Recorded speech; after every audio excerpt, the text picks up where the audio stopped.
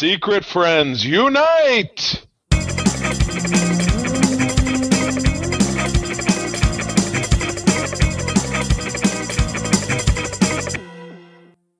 Welcome to the Secret Friends Unite podcast, episode 489. This is your guide to the geek side, and I'm one of your hosts, Todd Oxtra. We're officially in September. Football's on. We are ready to roll. Let's go and get into the fall of geek. Joined by Charlie Carden, who we're bringing into the technological advanced age of dual screens within the same screen. They have the internet on computers now, I've heard. Yes, they do. But yeah, September, so give me a little Earth, Wind, and Fire. Bop, bop, bop.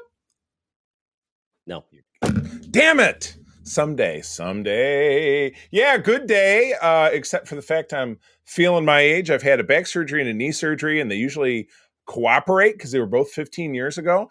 And in the last few days, they've teamed up against me. So I'm hobbling around the house, wearing a knee brace. It said pickleball. Pickleball did me in. Unfortunately, Charlie, pickleball is using your joints, and your joints are bad. You know, you play something called skinny singles, where it's just you play right across the fence. I got to start. I think that might be my new style because you don't have to move much. We'll see. I don't want to be there yet. Have you tried Pong? Oh, that requires a table. You know how much trouble it is to make a table? Oh, that kind of Pong. I thought you meant table tennis. Oh, anyway. But it's good to be in September. The weather is still not too treacherous, but it's not in the 90s, which is great. I like that.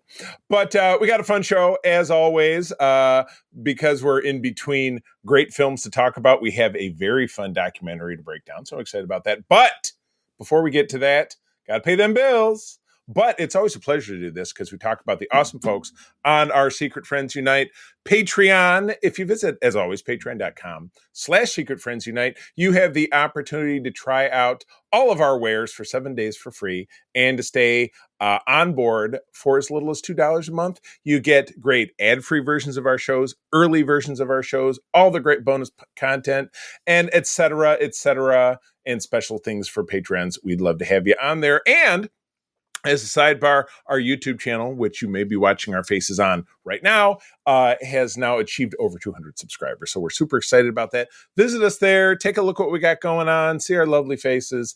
And the more that people stack up, the more people can help find the show.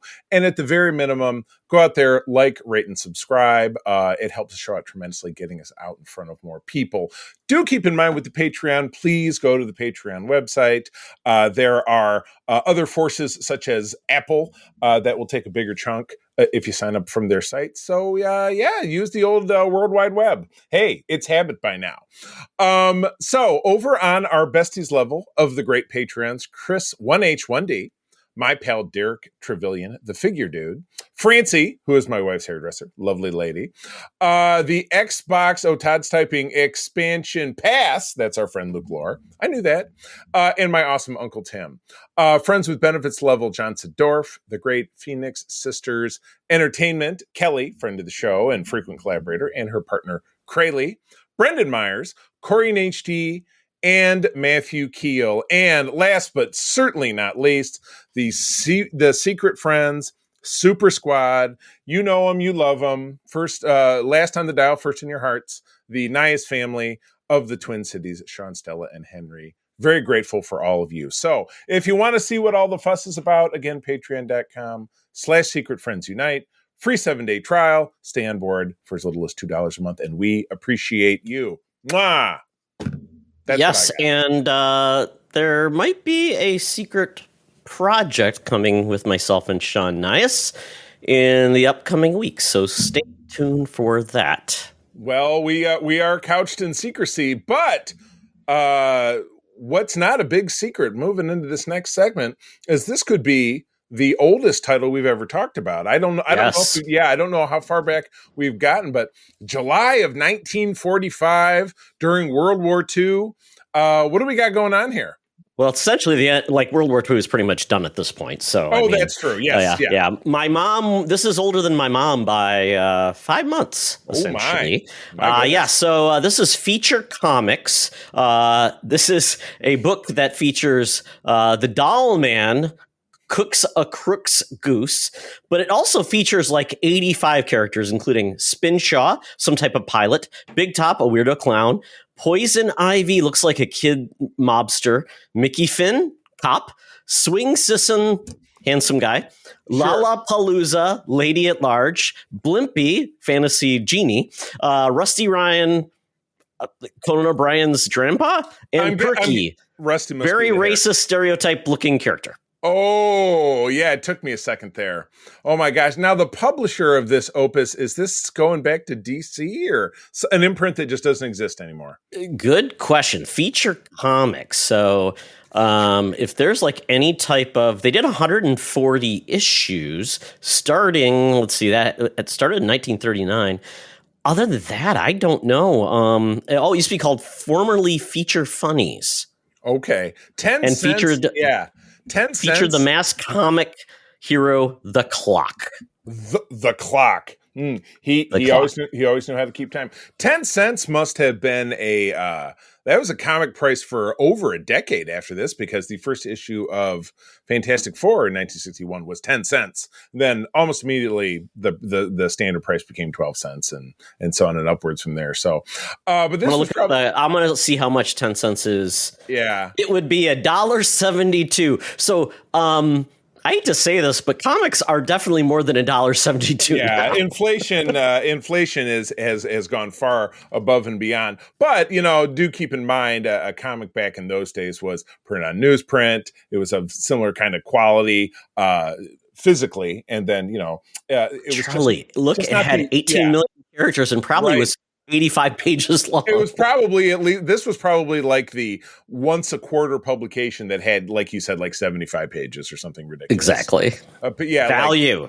Value, cramming in the value. Well, that's great. And if this exists, I would be morbidly curious to check it out. But somebody who was actually in their prime, as it were, when this book came out, was our senior news correspondent, Madam Webb, 45 years old at that point, as her birthday is Jan 1, 1900.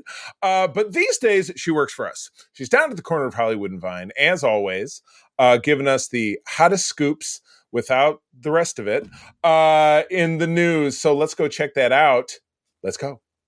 Now it's time for Madam Webb's Rumors and News. Take it away, boys.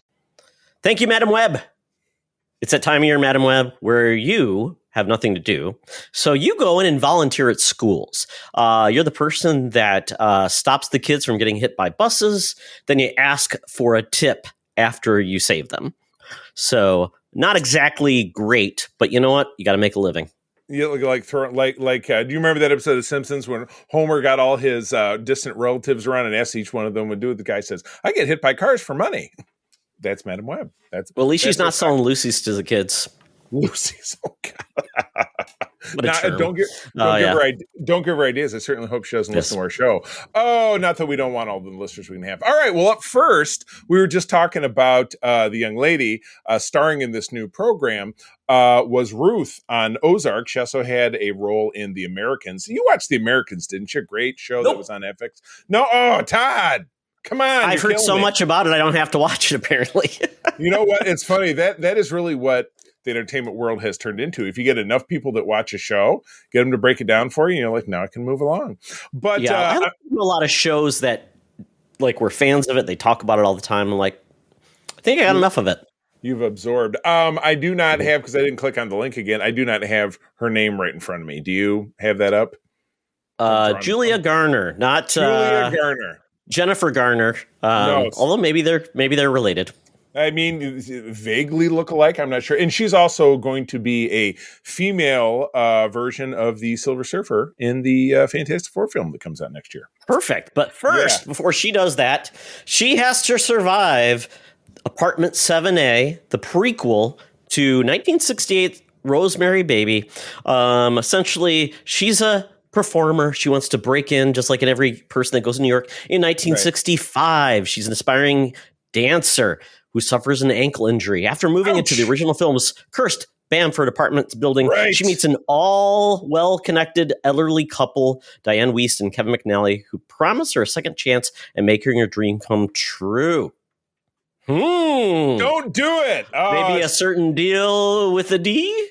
Well, not that D, but the devil. Oh, I don't know. I was trying to I don't know. Yeah, they're not getting into that kind of stuff. But there's a D involved because there's always a baby. Oh my goodness! Well, I only saw Rosemary's Baby within the last decade because I had never seen it previous to that. I don't think I've seen the whole thing, but I've seen clips. I've seen the end of it, essentially. Right. Yeah. Right. And it's great. Yeah, Mia Farrow starred in that film. I don't remember anyone else who was in it, but it was Roman Polanski made it, and he's still on the run, and I think he's in France. Yeah. Yeah, I think he ran there and stayed there, so he's not really on the run he's per never se. Come back. But he's not come back, isn't he? Isn't it like an extradition thing or something? Or he's correct. Yeah, he cannot. Yeah, I don't know how he's never been brought back, but excommunicated. Still makes movies though.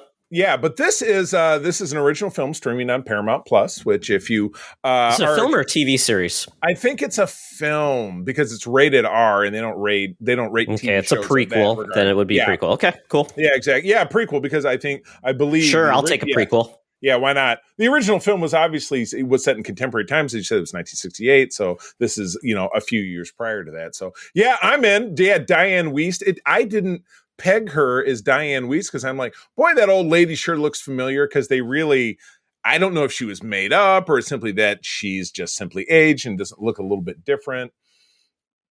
Yeah, I'm not sure.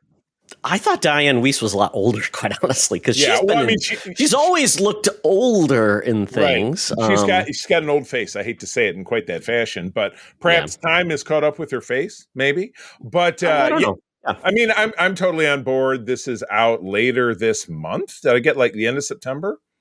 Yeah, and I'm not sure if this is kind of like this is just a recurring thing with this building where they seduce women to have the child of the Antichrist, but obviously the trailer shows that potentially baby's going to happen again. Right. And there was a made-for-TV sequel in 1976 on ABC called Look What's Happened to Rosemary's Baby. Oh, geez. And in 1997... Look What's Happening, Rosemary's Baby? Yeah, in 1997, the author wrote a Son of Rosemary, sequel to his original novel, 30 years later. And in 2014, a two-part, 4-hour modernization of the original movie aired on NBC. I think I remember that last Holy cow. Yeah, I didn't realize it was a franchise unto itself. I thought, well, they made this movie, and it's a classic, and then now they're taking a stab at it. So this would be the first prequel then. So this is dialing the story back. Looks like it, yeah. It's like, look who's talking. Exactly. That's what I'm talking about. I know you're like, look what's happening, like the happening, what's happening. Look who's shouting at the devil. It's rerun. Yeah, yes. Exactly. Do the rerun dance. What's that? Yeah. So it's spooky season. Yeah, so we are going to get a lot of spooky announcements. Yep. I am ready for Shocktober. What's our official title for September? Is it Scaretember? September? That's a good one. September. I like that, Charlie. We'll go with that. It just came to me. So there's August now. So we can go. We can do every month. So, oh my gosh! You know who could do it though? Our wonderful listeners. Hit us up on Threads or send us an email to secretfriendsunite@gmail.com. What are your 12? We named 3. So what are your 9 other scary months? I'd love to have scary. Yeah, exactly. Yeah, or hit us up on, tag us in comments, Discord, and DM us if you would like to. I love it. Yeah, that'd be fun. Yeah. All right, so moving on. So we have a trailer for the new Sonic film, which is coming out at the end of this year. I will admit, I'm a little scared off Sonic simply because it was my late son's favorite thing. So I've not seen the second one. I know people loved it. It was very successful. This trailer was cute. No, it looks like this is the team up movie. So you're getting, because I know Knuckles is the Idris Elba character, right? Yep. And he was in the last film. Yeah. And he also had his own ancillary program that Adam Pally was in on Paramount Plus. Very cute. It was like a buddy comedy. Yeah, it was a good one. Right. I liked it. And so that leans on the fact that now they do have to form a super team and put their efforts together to throw off Shadow, like a new big bad, like a Winter Soldier type of character, Thanos type of character. He's created in a test tube. The government and voiced. Yeah, voiced by Keanu Reeves. Even better. I love it. I did not pick up on that. My bad. But they find out that they, even teaming up, they can't beat him. And so they have to go back to the well and do the teaming up with the bad guy, a la the X-Men with Magneto. And you get Jim Carrey's Dr. Robotnik. Was Robotnik not in the last film? Because I know he was. And Jim Carrey's like, that's my last movie I'm going to do. And we're like, what? Right. No. Yeah. Somebody said, here's a paycheck. So you have this big, so they tease that big team up, and they have an even bigger team up with Grandpa Robotnik at the end, right? Wasn't that his dad or his twin? And it was Jim Carrey again. Yeah, it's his dad. It's his dad. So reunion of things. Yeah. And these movies are far better than they really deserve to be, but they're enjoyable and they're a lot of fun. Right. Yeah, well, you see James Marsden back as the sheriff, as the human. Is his wife? You don't see his wife in it. So is his wife still around, or is that just? She was in Knuckles for a little bit, but James Marsden wasn't. He was on vacation or something. Oh, okay, gotcha. We only had the budget for her. His wife's name is Tika Sumpter. She is in this. Okay. So, yeah. Okay, guys. I didn't know if there was a disaster and that's why because like I said, I didn't, No, they didn't kill off the humans, but you know what? Yeah. They probably will eventually. Yeah. We don't need to pay you. Exactly. So anyway, I missed the second one. I don't know that I'll see this one again. It's kind of a thing for me, but it looks like a lot of fun. So based on the fact that it was a fun trailer and my experience with the first one and the fact that I'm sure the second one was a lot of fun, I think this will be a blast. So big thumbs up. And again, did I see end of the year? December 20th. So there you go. Honestly, kids are going to be on Christmas vacation. Yeah. What's going to do? It's a light film. Right. Sure. Yeah, I think it could be the end of the year hit. Just in time for the Oscars. It can be ready for the Oscars, shall we? Absolutely. So speaking of box office, Todd, we have our big box office wrap up in our next episode. So when you listen to us next week, we will reveal with John as our special guest how we all did. And I know a little birdie tells me who the winner might be. I'm just saying. Anyway.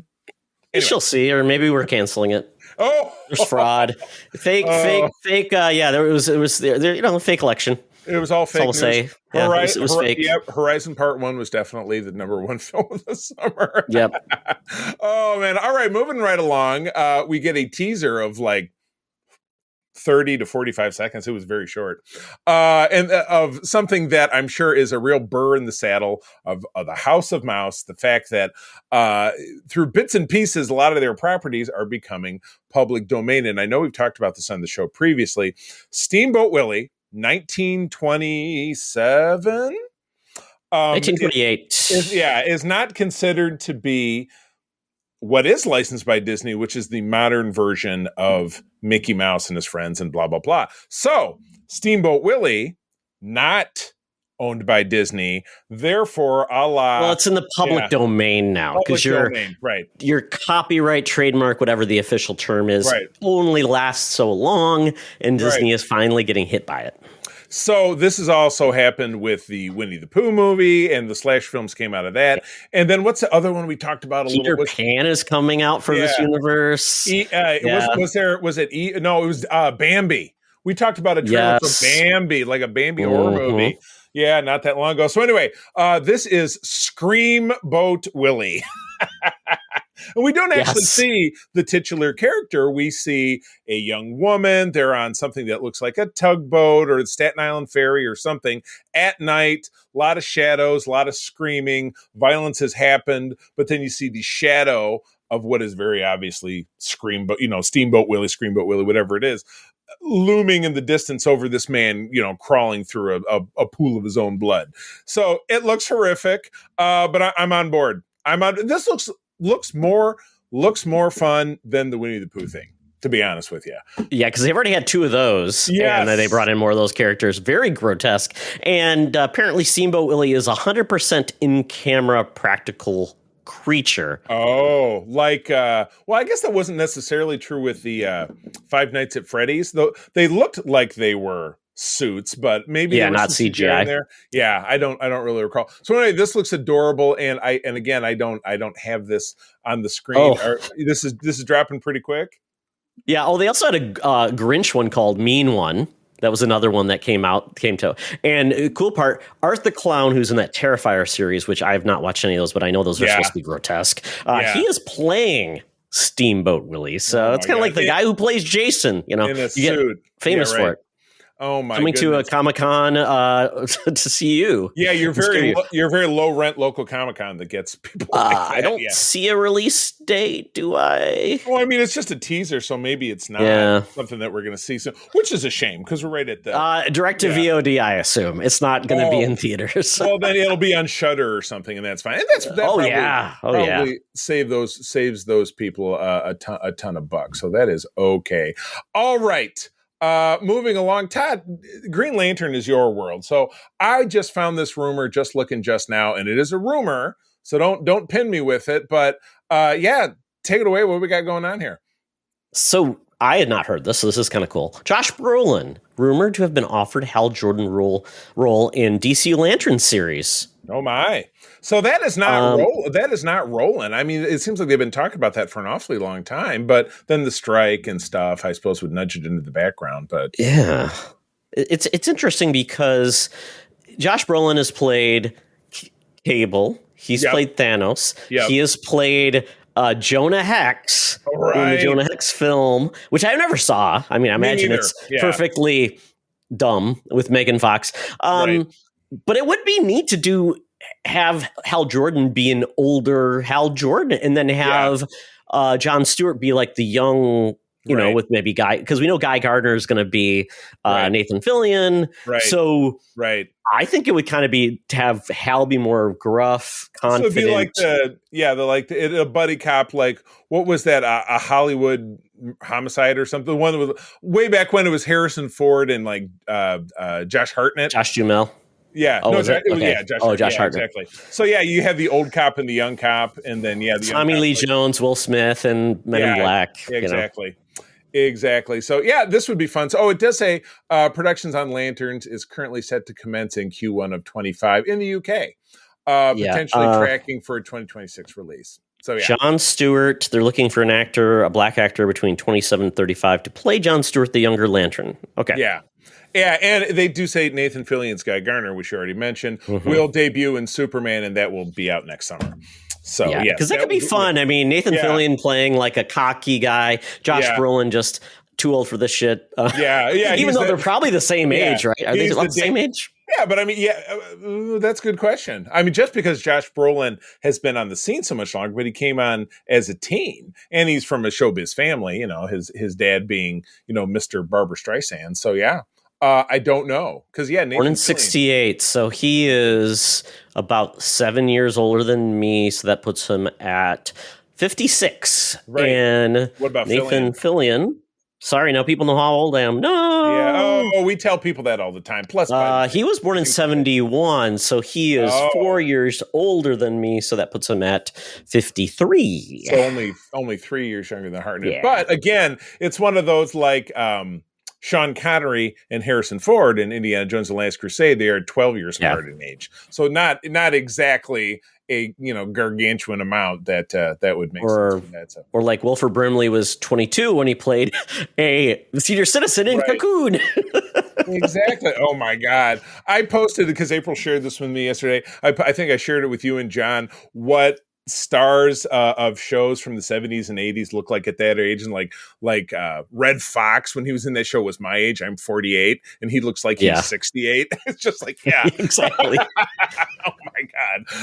Flo, I think Flo and out that show Flo looked like she was about in her late 40s, and she was probably like 32. I'm like, what happened to people? Well, the Golden Girls were all even because the mother was made up, they were all in their 50s, and we're almost. I thought some of them were in their late 40s. So it's like, right, I know, yikes. All right, well, we wrap it up with we're still talking about DC Comics. Everybody knows that James Gunn is now the Paul Feige of DC land, the main dude. But he tossed out there a hypothetical. Again, I'm playing in the worlds of rumors and hypotheticals for a Batman and Superman team up movie. Now it's a very raw nerve for a lot of us because I know you and I liked Man of Steel. And so that came out in 2013. BVS, Batman versus Superman, The Dawn of Justice, came out in 2016. And it was just a very, well, I think a lot of us, outside of the, Snyder super fans, the Snyder heads, or whatever the hell it is they call themselves, felt like a very forced chance to compete with what Marvel had going on, and it just really fell apart. And gave us just, it culminating with the Flash film, which was just a total disaster. So, next summer is Superman. I personally, April and I were talking about this yesterday, and I mentioned to you and John that I was kind of fan casting the box office for 2025, thinking I really think Superman's going to take the gold, but it does have the Flash working against it because that was such a huge bomb. But then again, they're really, in some ways they're similar, some ways they're not. So the prospect of them doing this, like if Gunn does have a Superman Batman movie, for me, it would have to be all the way down the road. We're talking 5 to 10 years. He would want. So anyway, I started out saying the hypothetical part of it would be simply to call it The World's Finest, which is one of the oldest of DC team-up books, if I'm not mistaken. Yeah, that seems like that would be perfect. They continue to use World's Finest. They've brought it back many times, and it truly is a Superman and Batman working together. They're not fighting. They're not talking about their mothers. Those things. Well, they are characters that so greatly complement each other as being the yin and the yang. Superman, very virtuous, all powerful. Batman, very dark and analytical, and he's just a regular dude who's, he doesn't even have the super soldier serum. He's just a dude, but he's very smart and analytical, and he's a ninja. And Superman is, I'm virtuous and blah, blah, blah. I don't color outside the lines, and I'm an alien, and kryptonite is the only thing and magic is the only thing that can take me down. So this would be great. Yeah, this would be a good take, but don't give it to us until we've had everything that comes before it, not building it up to everything that comes after it. I think that would be bad. Because they introduced Batfleck in BVS, and that just didn't track. It was antagonistic, and we don't need another, we meet the first time we have to fight each other. We don't need that anymore. Right. It's just, that is the oldest trope that is just kind of lame. I think you make them peers, and it sounds like Superman already exists in this world. We assume Batman does too. There are known quantities. They probably encountered each other, and then it's just really them establishing a relationship, and they are complementary, and something brings them together to have to work together, maybe begrudgingly work together, because they have obviously opposing views on things. But that's what I want. I don't want super friends, but I want a little bit more complementary, some chiding and some history where they trust each other, but they don't necessarily, see eye to eye. Right. Can't see eye. Don't kill them the first time they meet in the first movie. Yeah, we're killing you off. I'm going into my healing coma. Oh my goodness. Yes. All right. Well, as I said, it's kind of a weird week for the news. We had to kind of scramble to come up with some stuff together, but some interesting stuff here for sure. But that is the end of the news. Time to get out that Fuber app, that feeble Uber app. The Geek Easy awaits. Up pulls that nasty cab with the AM radio playing, and in between selections of that great AM gold on Yacht Rock Radio, I hear this advertisement. Hey, Secret Friends Unite, let me tell you about Zencastr. We use them for our show, and now they're supporting us. Zencastr is now the all-in-one solution making podcasting easy. It's the ultimate web-based podcasting solution. Provides high-quality audio and video podcast production and hosting. With a full suite of professional tools, podcasters can seamlessly record, produce, and publish studio-quality content, all from one dashboard. Being a creator has never been easier. And we chose Zencastr because of the ease of use, high quality output, and it makes it super easy for our guests to come on. We had multiple solutions we tried before, and Zencastr has just been the best fit for us. Why Zencastr? It's now super easy to record a podcast with Zencastr. Log in using your browser and start recording a high-quality podcast right away. Record studio-quality sounds and up to 4K video with your guests. Feel a sense of zen knowing Zencastr's multi-layered backups ensure you always have your recordings in the highest quality, even if the connection is unstable. Have you ever worried what you sound like? Zencastr's post-production process makes you sound buttery smooth. It automatically removes those ums and ahs in your recording. It removes those awkward pauses in conversation too. Set the right podcast loudness and levels while reducing background noise with the click of a button. So if you're interested in making an easy, high-quality podcast just with the click of a browser button, go to Zencastr.com/pricing and use my code SFU1. You'll get 30% off your first month of any Zencastr paid plan. I want you to have the same easy experiences I do for all my podcasting and content needs. It's time to share your story. Now back to the show. Talk nerdy to me. Talk nerdy to me. We're sitting in the Geek Easy, cover band's playing, drinks are poured, and we are ready to get our nerd on. So, I failed, did not watch any of the Rings of Power Season 2. I definitely will. It is my, now that I've got my CPAP machine actually sleeping better, which is a win, Yay! I will be working out on the elliptical. So that is my way to absorb more TV. So I will be doing that. So the elliptical is the thing that it's like skiing, right? Does it have the handles? It's basically like it's a stepper plus arms. So kind of like that. Yeah. So it's like what cross country skiing. That's what you're going. A little different. It's a little more like doing steps, but you pull. So, but that's a good way for me to get a workout in the morning. Also do some strength stuff too. So good times, ready to go. But I did watch something that a lot of people have been claiming it's really good, and I won't spoil anything, and that is Terminator Zero. Ooh. It's on Netflix. There's 8 episodes. They are 30 minutes each. It is an anime, basically, but with a American producer, and it's behind the Terminator team, like James Cameron and others are producing this. So it's nice.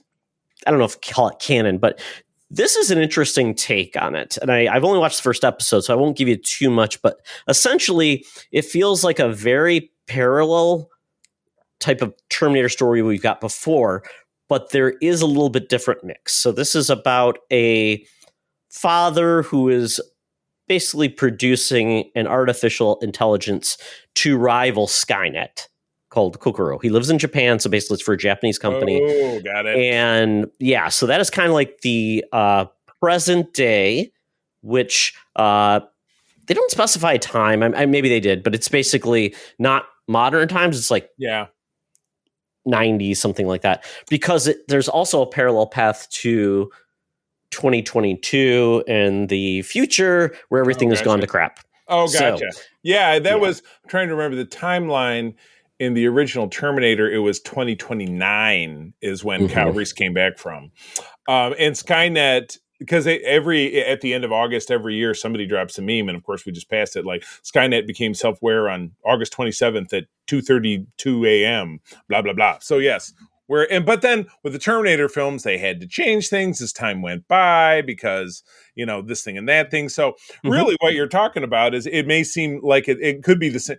Could be any one of the 8 timelines that are part of this, because every movie ended up having a different timeline. Exactly. So this time it's a little different is though you've got a competing AI against Skynet. You also then have a female protagonist in the future, played by Rosario Dawson as the voice of her. Very nice. Very nice. And then Timothy Olyphant plays the Terminator in this. Oh, gotcha. And I will say the opening sequence is pretty awesome between our protagonist and the Terminator. Very fun to watch, very cool. But I am curious how this plays differently than other takes we've gotten on Terminator. Is it always going to be the same? Is this a specific spin on it? We had the TV show. Was it the Sarah Connor Chronicles, which a lot of people loved, but I didn't. I watched it. I'm not super sure that I ended it, but yeah, no, I enjoyed it. Wasn't Shirley Manson from Garbage, the singer, wasn't she the Terminator or one of the Terminators in that show? Or am I just totally misremembering?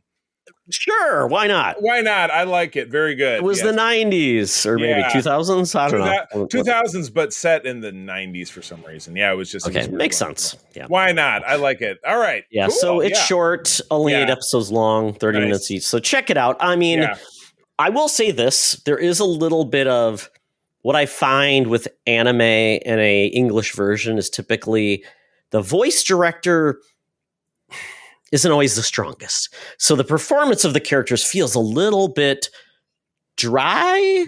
Yeah. And I don't think the localization is that strong from it feels completely American. This feels like an anime with good voice actors, but some of the things they're saying just feels like, a little bit stilted. Really nail it. Oh, okay.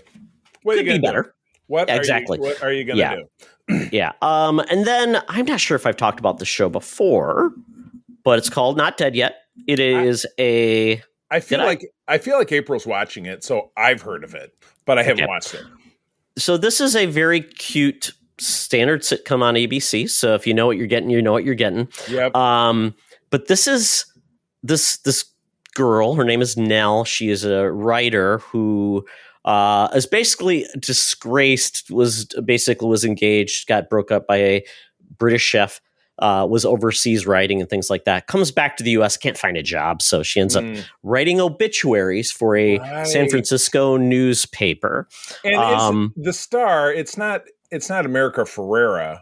No, it is Rodriguez. And she starred in another show, didn't she? She's like super familiar with it. It's Gina Rodriguez. She has been in a bunch of other things. Yeah. It's got Hannah Simone, who played the very attractive woman in New Girl. Yeah. Yep. It's got Lauren Ash, who plays the boss's daughter, who runs the newspaper. Yeah. She was in Superstore playing like the tough manager. Always one of the best people. Right. Yeah. Dina. Yeah. Is that Dina? Yeah. Yeah. Yep. Dina's in it too. So she plays a different type. She plays almost like a Cruella de Vil type character, very hoity-toity, but very funny. Yeah. So it's a very cute show, very, very cute show. But the premise is Nell ends up hitting her head and basically can see the people she's writing the obituary about.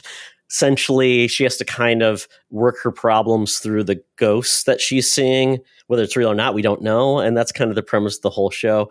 I liked it a lot. There was Martin Mull was a ghost for a couple of episodes. Nice. And I've really enjoyed it. It's grown on me. It's got Ray Romano's brother in Brad Garrett. Brad Garrett plays the boss, who's kind of like a Trump-esque type guy, aloof kind of thing. It's good cast, very fun. It's the type of sitcom I think is just very easy to hop into and just have a good time. So I like that one, but it's got the hook. So if you're looking for something a little bit lighter, a comedy, I'm always looking for a new comedy. There you go. Okay, it's on ABC and Hulu. Gotcha. And Disney Plus by extension. Actually, maybe it does go to Disney Plus rather than Hulu. I don't know. I feel like, and I'm not going to stand on this, that most Hulu content bleeds over, but like you and I have talked about, when you have all of this stuff in one place on Disney Plus and no great way to differentiate it, you can't find things, and that sucks. So just always use the search function on your Roku and say the name of the thing. Although if you don't play for Hulu, it doesn't come to your Disney Plus. Oh, right. You got to bundle it. So speaking of something that's not Disney Plus and not Hulu, over on Amazon Prime, they drop these little original movies.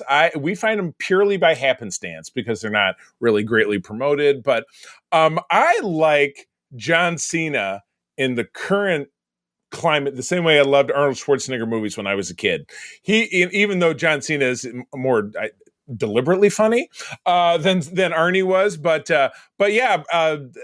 John Cena does these via straight to streamer movies, and he's got one with Awkwafina set about 5 years in the future in Los Angeles amid this big depression. There's a state lottery in California where the winner gets their entire jackpot unless someone murders them in the 24-hour period from when they've won to whatever, till the time has gone past, but they cannot use they can't use a gun to kill them.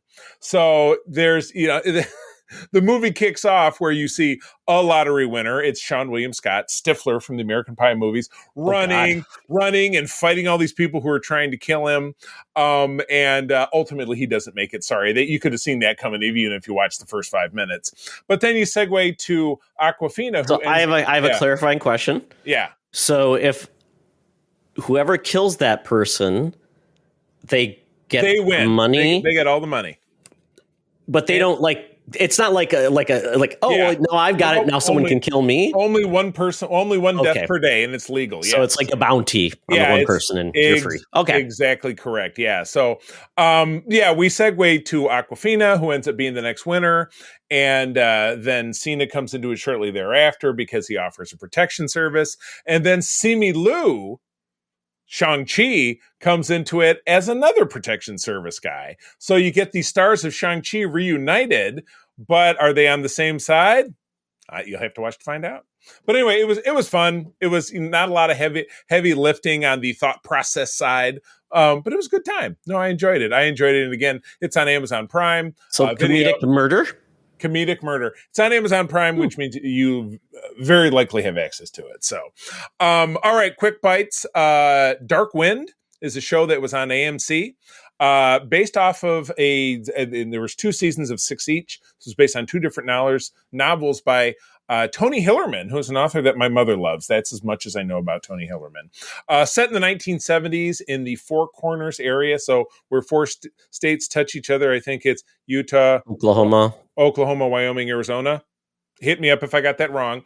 And it's set on a Native American reservation, and it is suspense intrigue through the eyes of a Navajo tribal sheriff department. The lead character is, if you remember back to, what was the sequel to, starring Ewan McGregor, the sequel to The Shining was Dr. Sleep.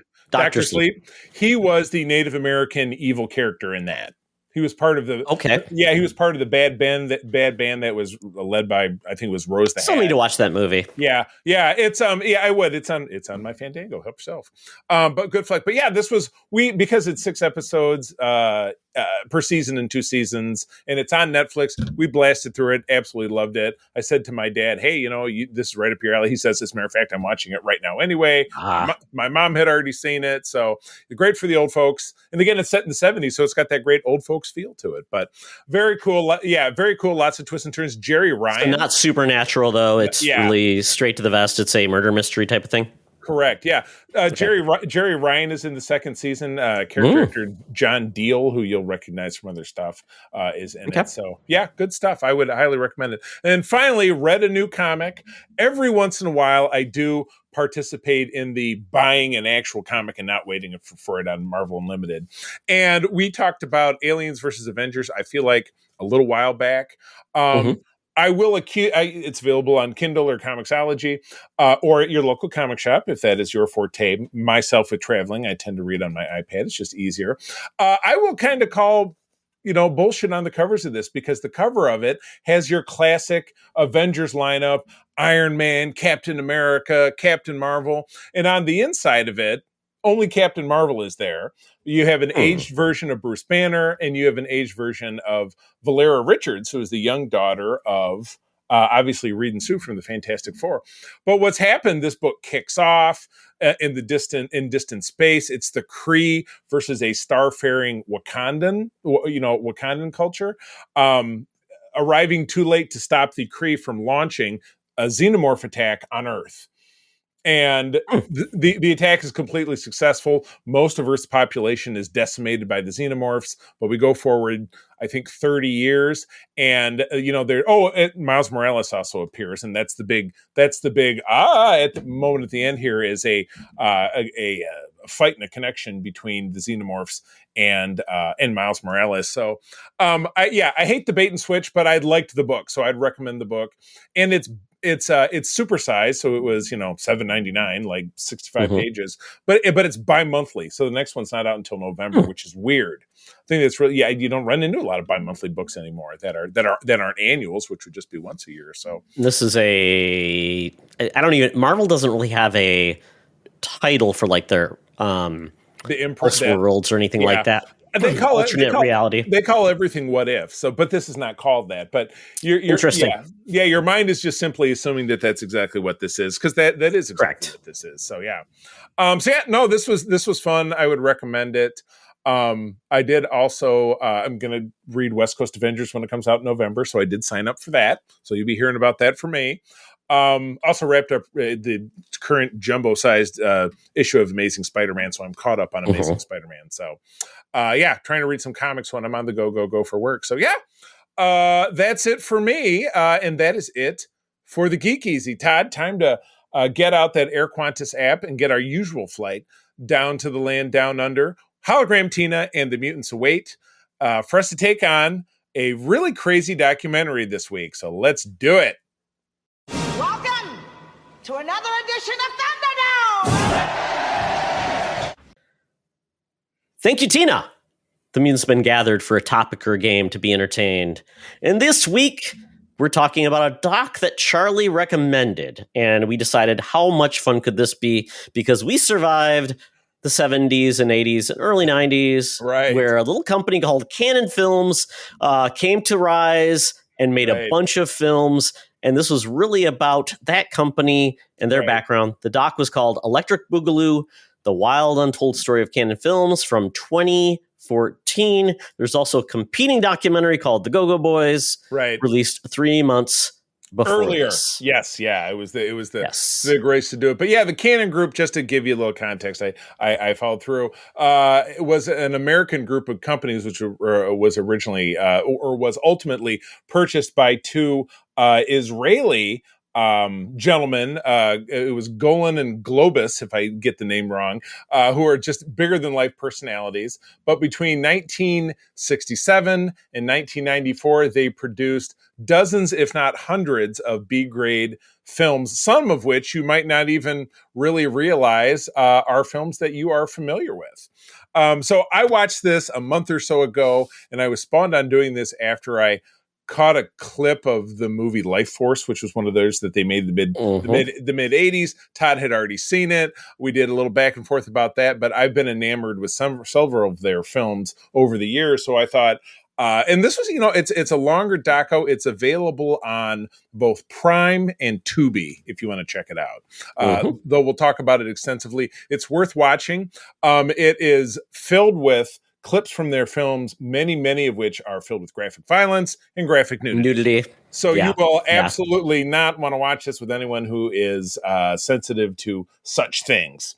But for us adults, it's a rip-roaring good time. So, Todd, how do you want to handle this? We talked about approaching this a couple different ways. I think we should talk a little bit about kind of the way this documentary does. So basically, it's kind of like the rise and fall, like many documentaries. Basically, you get these two brothers who are trying to get success. They basically become like the best filmmakers or most successful filmmakers from Israel. Prolific. Yeah, they procure the rights from basically this Canon Group, which owns like movie rights for many different things from this company from 1969. And then they decide to essentially create like almost a factory-like movie studio system where things are cheap and essentially done on the fly. They start off their first big film, was essentially a remake of a movie they did called Lemon Popsicle? Yeah, Lemon Popsicle was in Israel. And it was interesting because they made a comparison. They said, well, there's 3.5 million people in Israel at that time. 1.75 million people saw this film in the theater. Yes. So, do the math on that. That is an overwhelming majority. That is a big number. It's a Porky's sex romp. Right. And you're right. They remade it practically shot for shot once they were over here in America, and it starred Diane Franklin and Loris Monson, who were teen actors at that time.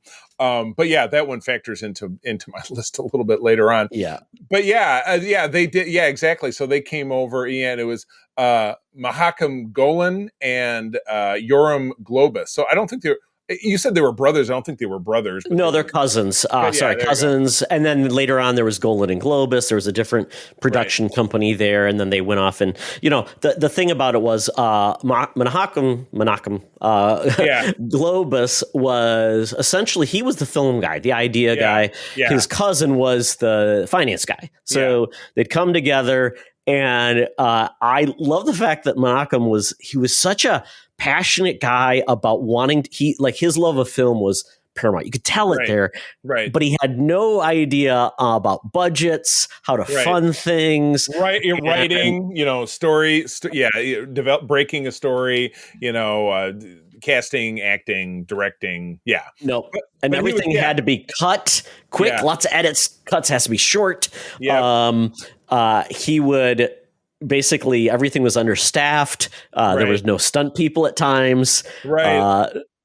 Yeah, yes, it was, and extending on to some of their production people. There's a great bit from Marina Sirtis, who's Counselor Troy on Star Trek: The Next Generation. But young in her career, she did more than one film for these guys, and she was going on and on about, I was in one of the Death Wish films, and they were doing this rape scene, and they were trying to light me, and I had to lay in this cold, I was laying freezing, half naked, with him trying to light me, and the production guy put his coat over me, and the producer screamed at him, says, "Well, I can't light her with the coat on. Take it off." So it's just horrible working conditions. Obviously, no Yep. union rep, no nothing, because everything was No. done for nickels. Yeah, No. And I forgot, and it was funny because what was great about this is obviously both of these gentlemen have passed away, so they weren't involved in the movie.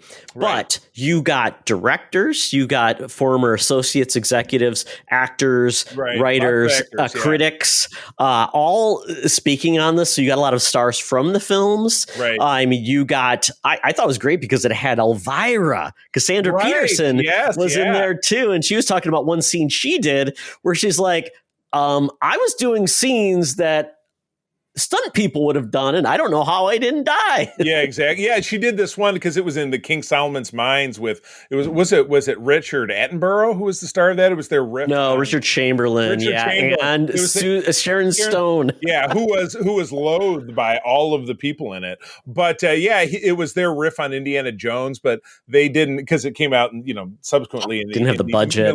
No. Didn't have the budget. Didn't have the script. But they made two of them, so they obviously thought one of them wasn't enough. No, I love the comment. Like Malcolm was like, "Give me the stone lady, give me the stone lady," and they're like, "Who is he talking about?" So they got Sharon Stone when he wanted. What's her name? Turner. Kathleen Turner, right? Kathleen Turner from Romancing the Stone. Yeah, there you go. And that was long before Sharon Stone had her heyday, and Basic Instinct was in the early 90s. Oh yeah, because I think it was that movie, but before that it was Total Recall. That was like her first big film. Right, yeah, 1990, yeah. Yeah, so one of the fun parts about this was they wanted to go after stars. So they thought it was a big deal. So, but they ended up going after sequels to or making sequels from like original movies that were successful, but they never made a sequel. One of those was Death Wish. And they turned it into 4 films, didn't they? Four films. Yeah. And it was funny. Alex Winter, who was, I can never keep it straight, who was Bill and who was Ted in that movie. It doesn't matter. Yeah. So he, but yeah, he was in it, and so he's featured very heavily in this because he was one of the thugs in it. But it's just Charles Bronson, who was obviously a star in the 70s, and now we're in the early 80s, just mowing people down with all types of guns and throwing knives into people's eye sockets, and just absolutely everything. You're chewing it up because it's fun to watch, but it's absolutely absurd. Yeah. So it was just, and this went on and on and on. All things that go up have to come down. And they took. Well, I was going to say another one that was there was Toby Hooper was hired by them several times. He was director of Texas Chainsaw Massacre. He's done a lot of other things, and they hired him and they said, "Let's make a sequel to Texas Chainsaw Massacre." Which I'm like, my God, it's so crazy because Toby Hooper wanted to make like a comedic version of the film, and he did, and they even made the poster or the movie billboard was essentially it basically took the characters from Texas. And made them into the Breakfast Club, which was hilarious. He's like, and then Menachem Globus didn't get it. So he's like, "What is this?" And it was a weird movie. Dennis Hopper's in it. It's over the top. It's a weird movie. I have not seen it, but now I haven't either. Yeah. I definitely want to. But this was absolutely fascinating. Some of the stuff that these guys managed to pull off, just spawning eras all the way up to doing superhero. They did a film, was their most successful film getting into the later 80s was Cobra with Sylvester Stallone, which is a great corny movie. Him and Absolutely. Bridget Nielsen getting together, and then the death rattle of Chris Reeves' Superman and Superman 4. But we'll talk about that when we get. Yeah, and I mean they did. I mean, so the problem was that they had aspirations to be a big studio and they didn't have the budget, but they did do some competent films. They even talked about, I didn't know this, they did A Cry in the Dark, which was a Meryl Streep film with Sam Neill about the case about the woman whose baby was eaten by dingoes, which you remember from the Seinfeld quote. There were some other ones. They did a movie about the hostages in Israel on the plane. They also did one called A Runaway Train, which got really good reviews. So for every good movie they did like 20 other crappy ones. Yeah, it was one step forward, like 5 steps back. Yeah, exactly. Yep. Yeah. And their biggest probably fall was they started way overpaying the stars, and they got.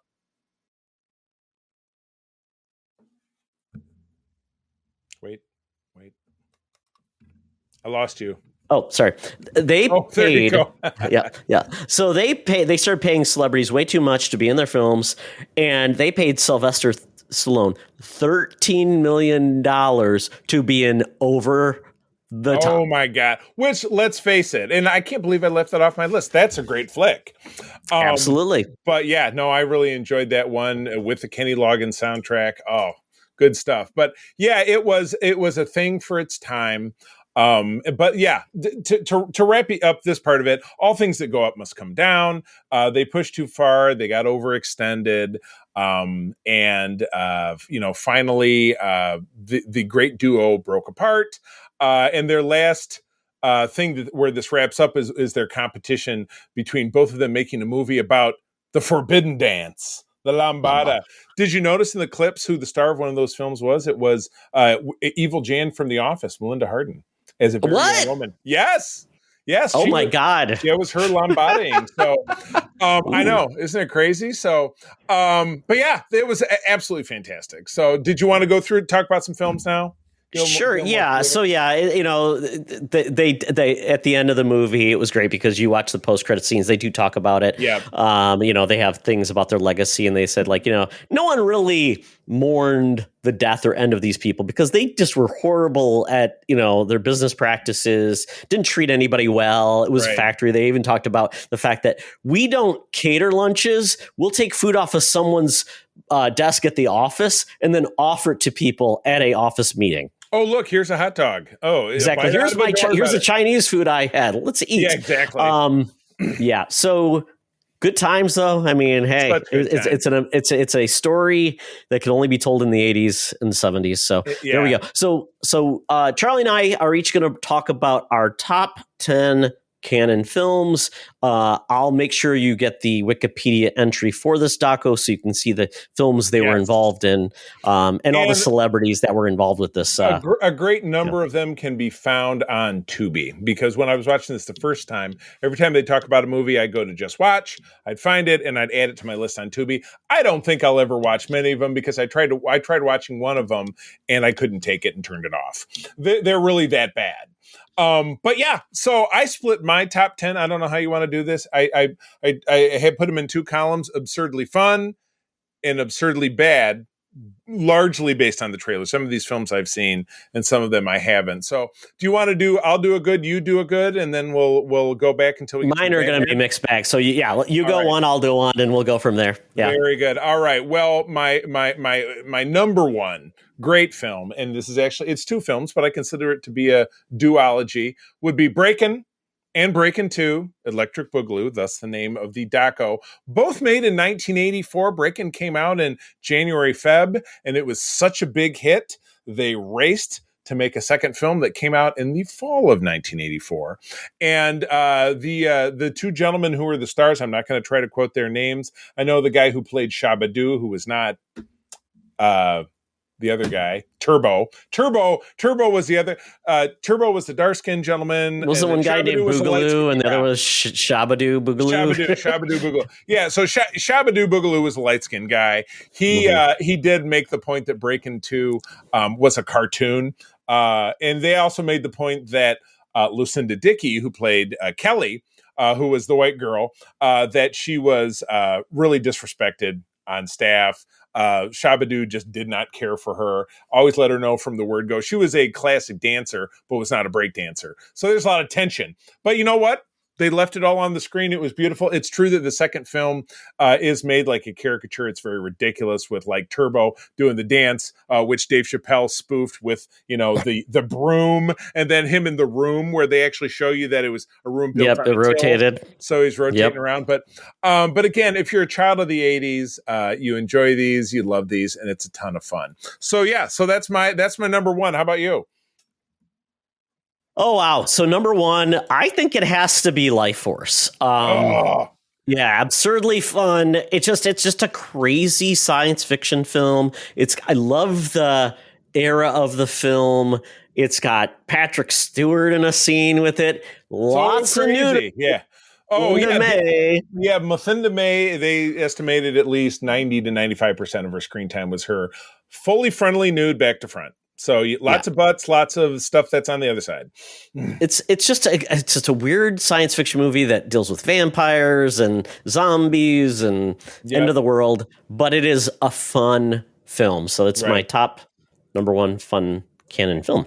Absolutely correct. All right, I'll bounce it back. That was my number two, so we're going to take a jump forward to what was my number three. And again, it's not in such a strict order, but I mentioned the swan song of the very...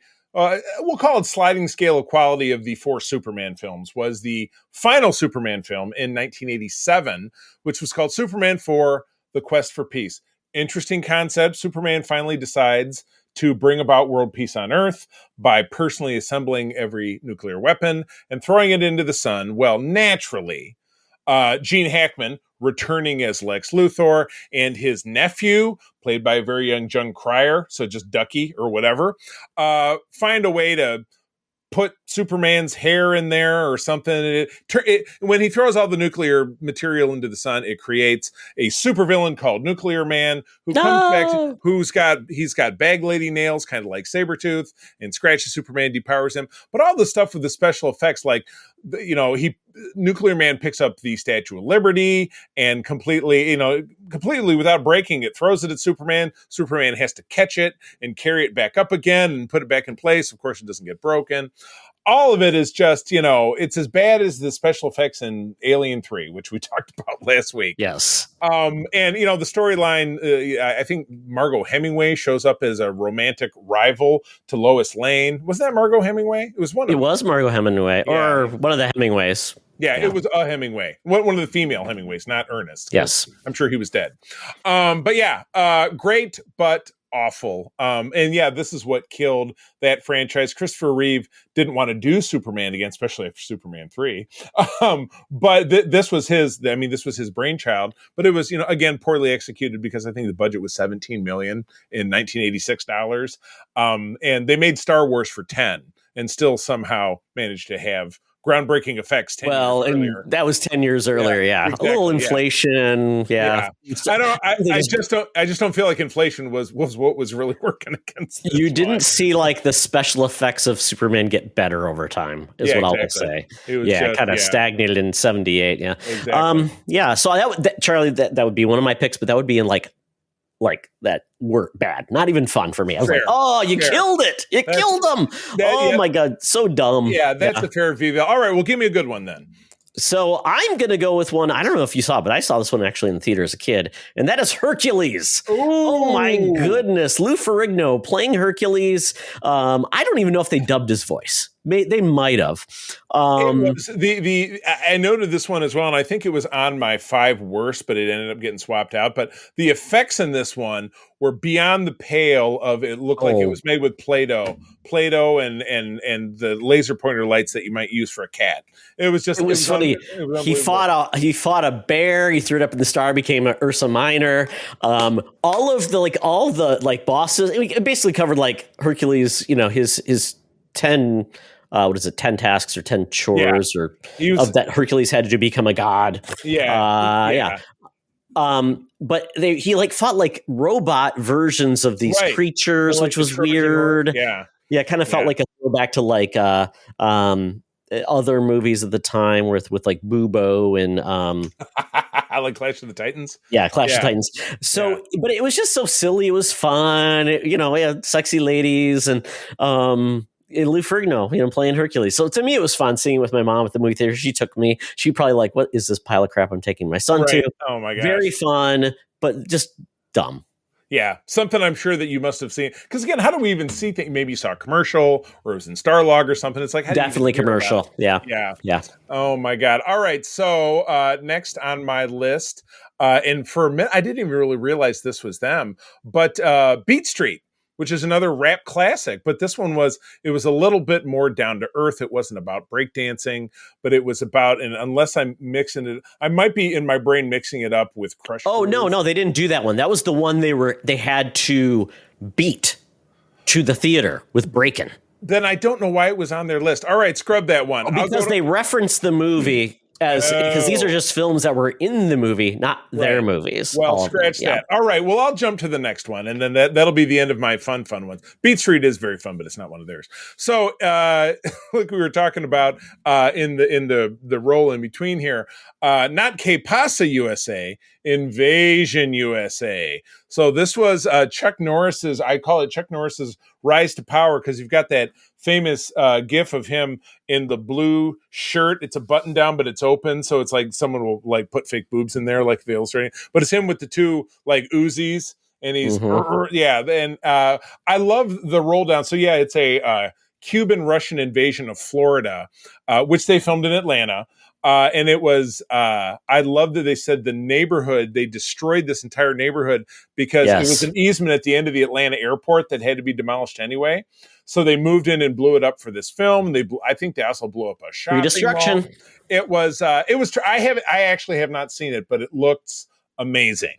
So I was definitely swept away. Is that the one where Chuck Norris had the motorcycle with the machine guns and then the exhaust that shot missiles? And he would, there was one, and they showed he would look over his shoulder, just like a wry look, and then he would be like, click, kaboom! Yeah, that was great. Inspiration for Captain America's motorcycle in the first Avenger. That's where perfect. They did the Captain America movie too, right? Yes, 1990s Captain America with Matt Salinger. There you go. So another offspring of a famous writer. Matt Salinger. Versus an Italian Red Skull. And then in the second film, I have them on DVD. The second film, he fought Christopher Lee. I know. So Captain America versus Dracula. Yeah, gotta exactly. Love it. It's good stuff. All right. Very good times. All right, your turn. King Solomon's Mines. We already talked about it. Richard Chamberlain, Sharon Stone doing an Indiana Jones. Like, this is the movie you got from the video store. You watched it for fun. It was dumb, stupid, but I enjoyed it as a kid. And I didn't know they made a sequel, but they did. Right. Yeah, I mean, it must have been successful to some regard. All right, so moving into the worst of my films. And this was one that I'm like, I'll watch it because Bo Derek's in it. And apparently all she's doing is run around naked. Sorry, I was curious. It's called Bolero, directed by her husband, John Derek. And I didn't even get to the part where you found out anything about the fact that she was engaged with a famous bullfighter and he died, so she took over. But then she is just naked in absolutely every aspect of it. A million. Yes, I mean, I got through the part where she's telling one of her girlfriends, because basically she graduates from an all-girls school or something. And she's like, I'm going nuts. I'm going to run all over Europe and do whatever. So she takes up with this Sultan, who's just a white guy. He's not she's not culturally appropriate at all, where she's buck naked and he's smoking a hookah and he's going to make love to her and he passes out. So I'm like, this isn't going to get any better. I turned it off. So I don't know what happens with the rest of it, but you know what? Bo Derek's a fox, so that's basically what I can give you for that one. She rides a horse naked. She rides a horse naked, happened. absolutely. And the older man who's the chauffeur in it was Leslie Nielsen's partner in Naked Gun. That's where I recognize him from. Yeah, exactly. Oh, perfect. The one who wasn't O.J. Simpson. Got it, but yeah, there we go. All right, what do you got?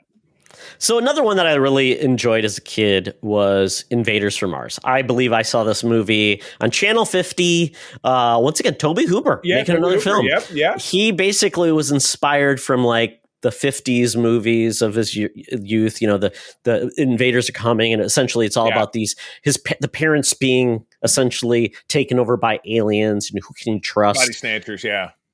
And then it's a little over the top because aliens are a little funky looking. They look like Power Rangers villains in a lot of ways. There's that thing. But I did enjoy it as a kid. It was kind of scary. Yeah. It's like, oh my God, who can you trust? My parents are crazy. So I enjoyed it quite a bit. But once again, there was a funny beat about this because he was screening it for Menachem. And apparently Menachem thought it was another film. Oh, So he was confused at what film it was and said, "Oh, this is horrible. It's not at all what I thought it would be." And he couldn't admit he was wrong ever, like somebody else we know. Yeah, I know. I think I might be speaking to that person right now. Exactly. But yeah, fun movie. I thought it was, for one of those weird sci-fi kind of movies for kids at the time. Yeah, perfect. I love it. All right. Moving on. I've already touched on this one, so this will be close. The Last American Virgin, which was the American remake of Lemon Popsicle, the most famous film. So basically a raunchy, teen flick. And again, they made notes of it. Someone who was talking about this, they said they couldn't figure out if they wanted to have this be a serious love story or just kind of a gross Porky's ripoff. But again, and it also borrows directly from Fast Times at Ridgemont High, which is Jennifer Jason Leigh's character, gets impregnated and has an abortion, which is a very, very, to this day, a very touchy subject, certainly with teenagers. But when that happens to Diane Franklin's character, because it steals again from, and maybe it's just a coincidence, maybe Fast Times stole from that, it was the popular kid who is aloof, impregnates her, but really it's Lauren Monson, who's the nerd character, who's Rat. The character named Rat in Fast Times is in love with her. Oh, Ratso, yeah. Yeah. And then, when Lawrence Monson goes to visit Diane Franklin in the hospital after she has the procedure, he has a miniature Christmas tree and a bag of oranges, which is clearly something that is Jewish, it's Israeli, that makes zero sense to an American audience. So they didn't understand American culture and just thought, this seems right. Yeah. We'll put two things together. Was that woman in that film, was she the lead female in Better Off Dead? Correct. Yes, absolutely. Okay. I was wondering. She looked familiar. I always thought she was the cutest thing in the world. Absolutely. So, that one didn't really make much sense to me. So, all right, what do you got? Okay, so Charlie, worst. This is my worst now because I don't know. We got out of order, but whatever.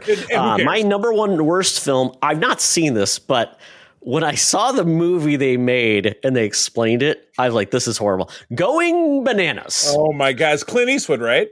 The Clint Eastwood one? No, okay. No. This is one where it's a little boy whose father has died. His benefactor is Dom DeLuise. They go to Africa to find a monkey, apparently, and they find a monkey. Originally it was supposed to be Clyde from Any Which Way But Loose, but apparently he bit the kid.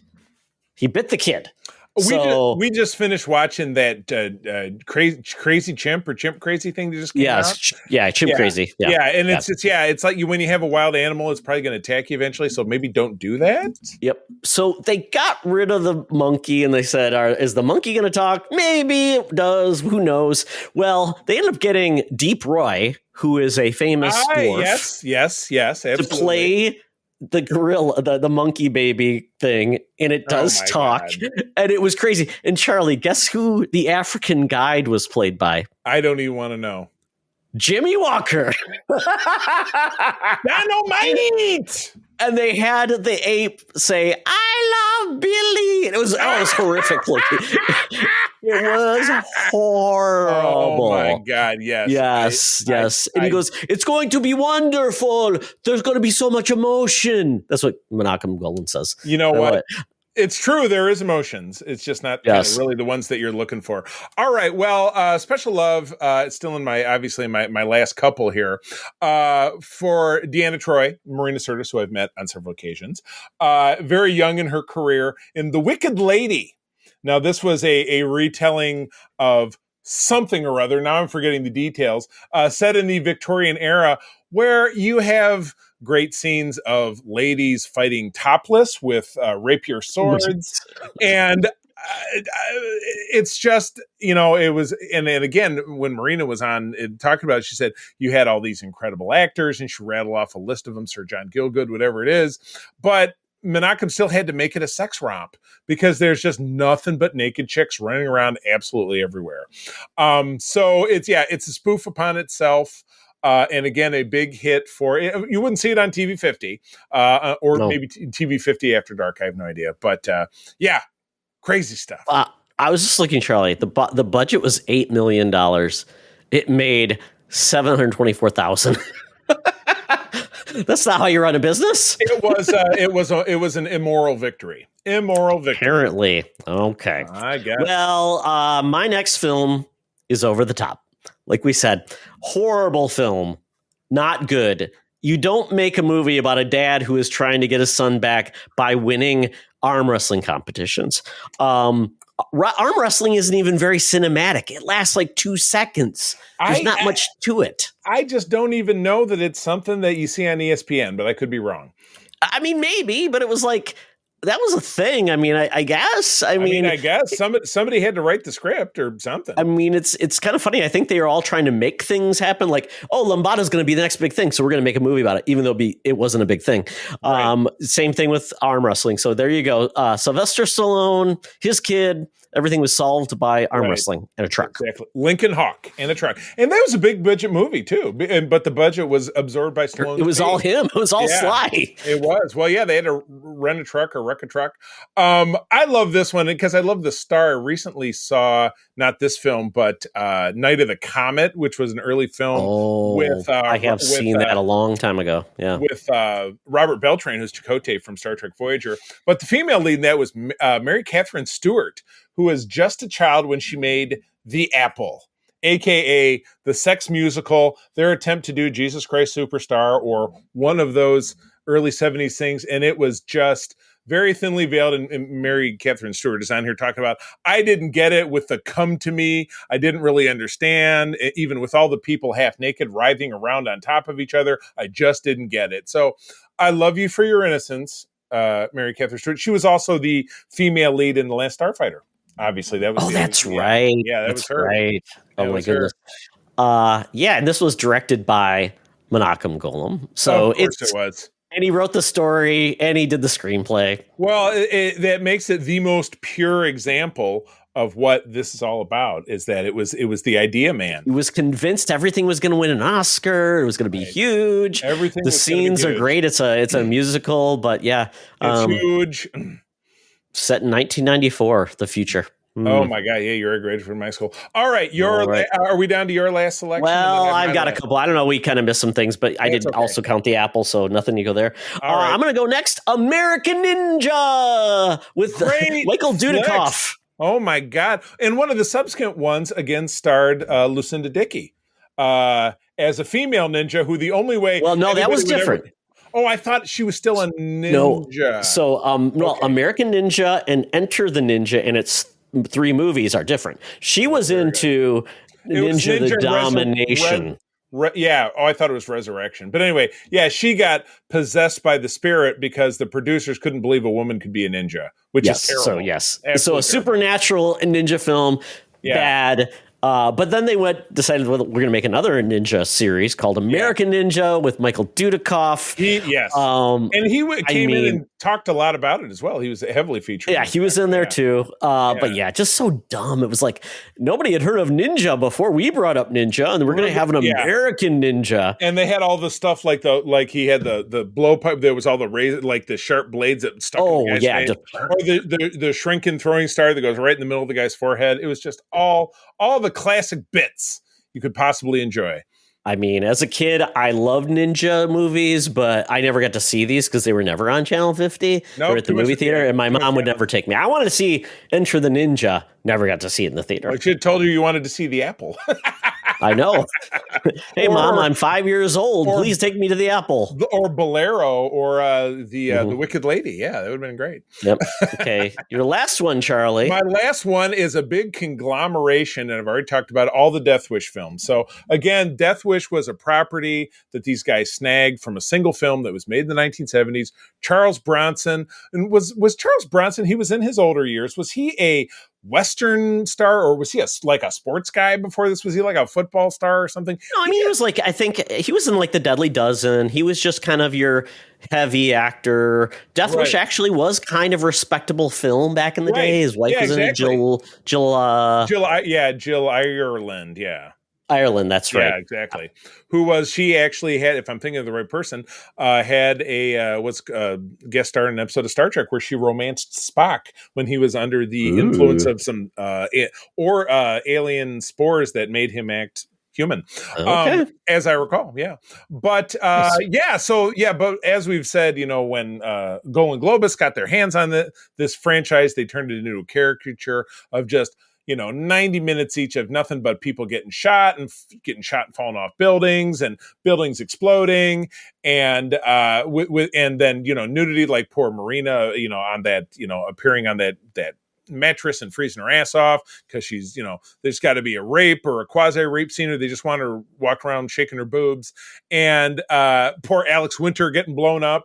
So I don't know that I've seen any of them, but what I have seen and have heard about and the clips I saw and what was described here just looks absolutely dreadful, but so much fun.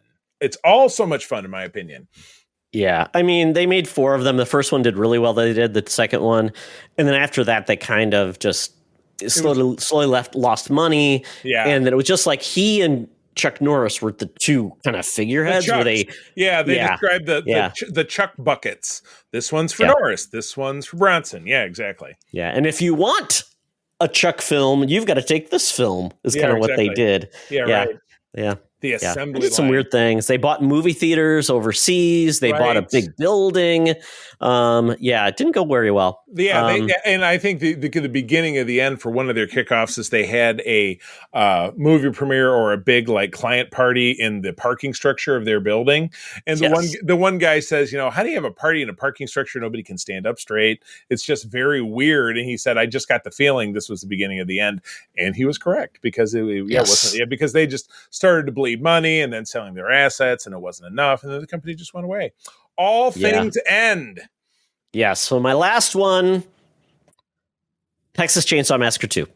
Right. Once again, didn't need to do this. Don't know why they did it. I mean, obviously it was meant to be a parody, but really, it was like money, we need something, here's a movie, and just a complete waste of that franchise. There's not been maybe there's been one since then that's been decent, but it did double its budget at the box office, but right. Lots of big, weird. Yeah, just a weird, because even the clips they show were just absurd. Somebody taking a chainsaw and jamming it into, like the fat guy jamming it into his big gut. Yeah, because the first movie had it had implied gore, but you never saw it. Right. Well, this one was it was a suspense thriller. I just saw the first one just a handful of years ago.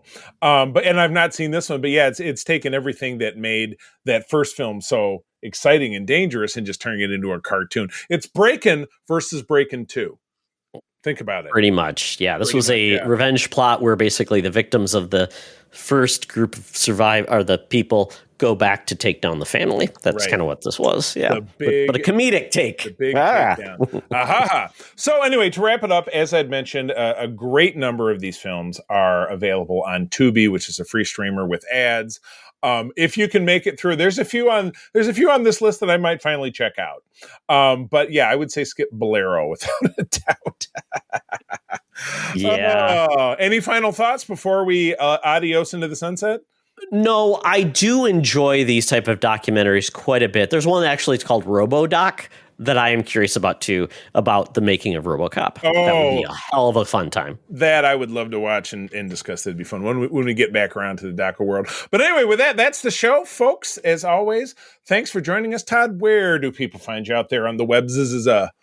They follow me at Toxtra and at Secret Friends Unite. Join us there. We're always looking for new people to be on the show, whether you're a creator, maker, fan, or just an all-around fun person that likes to talk about the world of geek.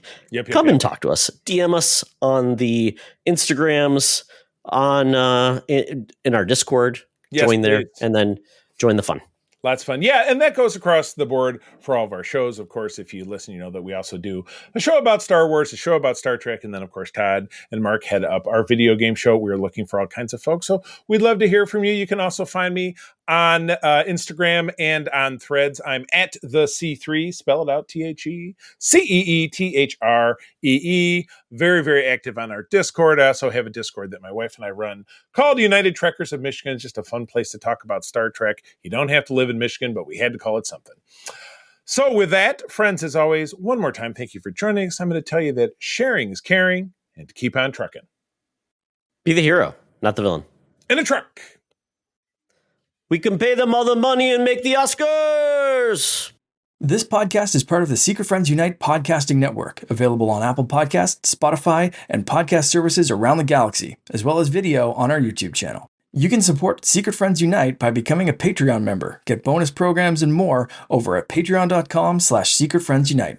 Join our Discord community for even more discussions on all things geek. For all the latest updates on Secret Friends Unite, make sure to follow us on Threads at secret.friends.unite and visit secretfriendsunite.com.